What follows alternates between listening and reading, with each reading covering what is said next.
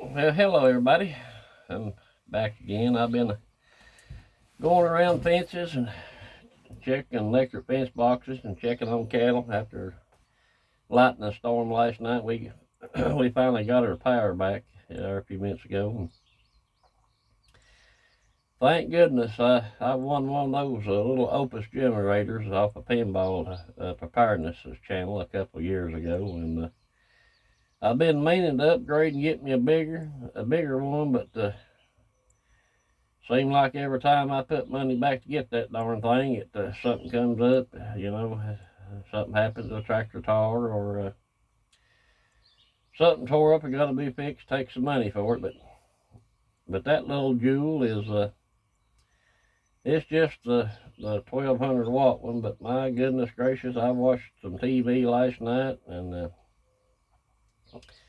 run the internet off of it and then run the refrigerator off of it. It lasted 12 hours, so it kept the refrigerator running there for a while. But I do need to upgrade and get a bigger one. I'm gonna do that, but seems like always comes up and takes some money. But you know, have you noticed what's going on in this country? Uh, uh, you know, and I happened to think last night when the power was out, and after I cut the TV off and hooked the generator to the refrigerator,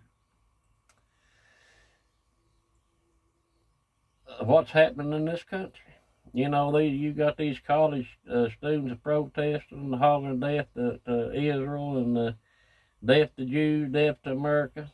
You got these politicians that are coming in here and you know are trying to turn America against itself. They're trying to turn black against white, Muslim against Christian, and old USSR, way back in the day in the 50s and 60s, said they could destroy America without ever firing a shot. And, they're on their way.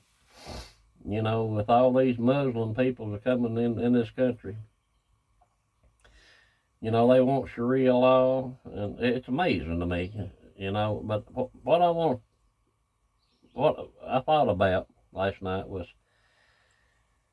when I was a boy and through my adulthood, before his death, and I'm not going to mention his name because I didn't ask his family if I could out of respect for him. I'm not going to. This man lived to be almost 100. He he was in the death camps in Auschwitz, and he's a Holocaust survivor. And I seen his tattoo up his arm, and the stories that he told. And plus, my great uncle was in the army that went into those death camps and liberated some of those. So, I hear stories from what my great uncle saw in World War II and what this man lived, what he saw as a boy in those death camps. Uh, I'll give you an example. He was the children and where he was at was stacked up on cages, one on top of another, just like you stack rabbits. And if they was fed corn, when it sifted down through the poop, corn it don't dissolve in your stomach. They would sift through their own poo to re-eat that corn to get something to eat. He watched his mother be experimented on. His sister died. Uh, they were given injections of experimental stuff. Some were skinned alive. Uh, his sister was raped over and over again, and then was experimented on. Uh, you know, his mother was cut open, and they shoved corn or whatever inside of her and sewed her up to see how long it would take her to self-infection and die. He's seen hundreds and thousands of dead bodies. Some of the stories, these movies don't do justice to what some of the stories he told have happened. And you see these college students protesting, and chanting death to Israel, death to America, and then ain't it sad? That these politicians, and it's all by design, people. I mean, people need to wake up. People's got a routine and their jobs, and a lot of people working 2 or 3 jobs, and you ain't got time with your mind to keep up with all this stuff, but we're going to have to. You got that squad up there sitting in the halls of Congress, are Muslims and actively talk about working for their home country instead of America, and they're not thrown out of Congress. It's just amazing. And you've got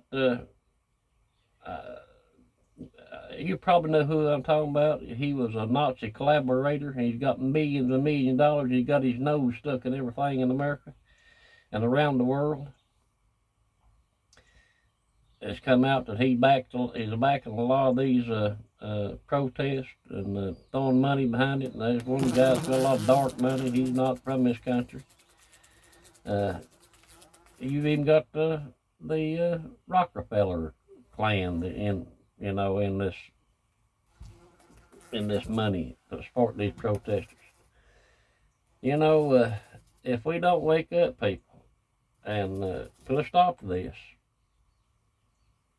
those re-education camps that Hillary Clinton gets on TV, and some of these newscasters get on there and spout about putting people like us, if you believe a certain way in Jesus Christ and Christianity and believe in America, that you'd be put in re-education camp, that you're some kind of white supremacist or Christian national, some kind of hogwash.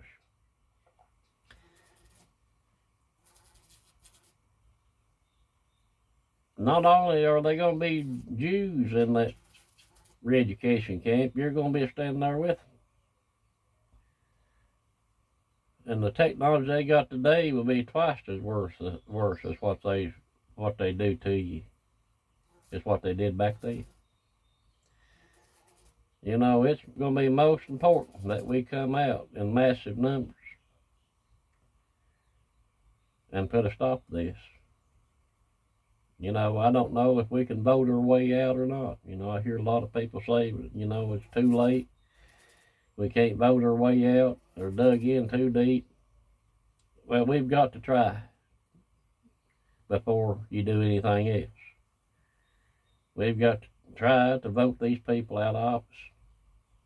And we need to clean all the Congress and the Senate out. We need new people, back to people that believe in America, believe in the Constitution, and believe in being, making laws by the Constitution, and doing away with this junk that some of these laws are unconstitutional, but they're evidently nobody ain't got the balls to or the money to file a lawsuit and put a stop to all that stuff. But some Democrats, every time there's a law that goes for the Constitution, trying to stop these people flooding in from the border, these illegal aliens that's flooding in this country by design. Every time a state tries to go by the Constitution, either by their Constitution or the federal Constitution, are blocked by some liberal judge that's been put in place. That's not even constitutional. It's all political. There's a lot of work to be done. and we start local.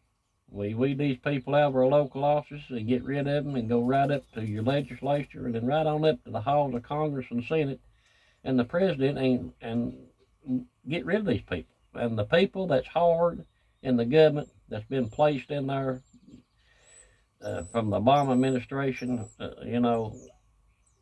who are plainly not for America. And their mission is to destroy America and to create some kind of socialist fascist nation. It's up to us. This will probably be our last chance to come out in massive numbers and turn this country around. If not, we're, as my Jewish friend used to say, if it can happen once, it can happen again. And he lived almost 100 years old. He's not been dead but a couple of years. And I could tell you some stories that would, there ain't no movie you've seen would do justice of what that man seen in those death camps.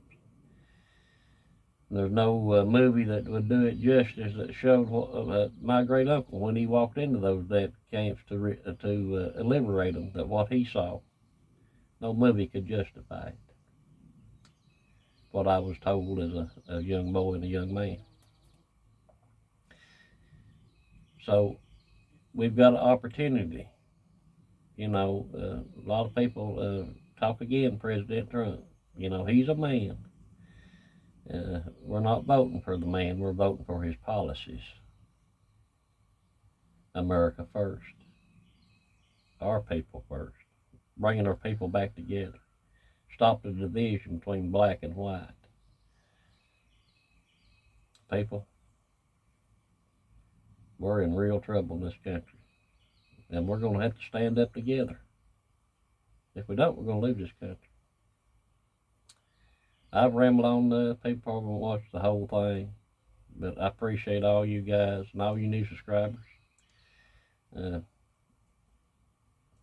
I do the best I can. I'm just an old hillbilly who believes in this country. I believe in the Bible. I believe in Jesus Christ. And thank you for watching. That being said, the good Lord will not see you next time. Remember, this is going to be the most important election of your lifetime. Stand up for President Trump, for he's standing up for you. And let's pray for Israel that they wipe Hamas off the face of the earth. God bless you guys. I'll see you next time.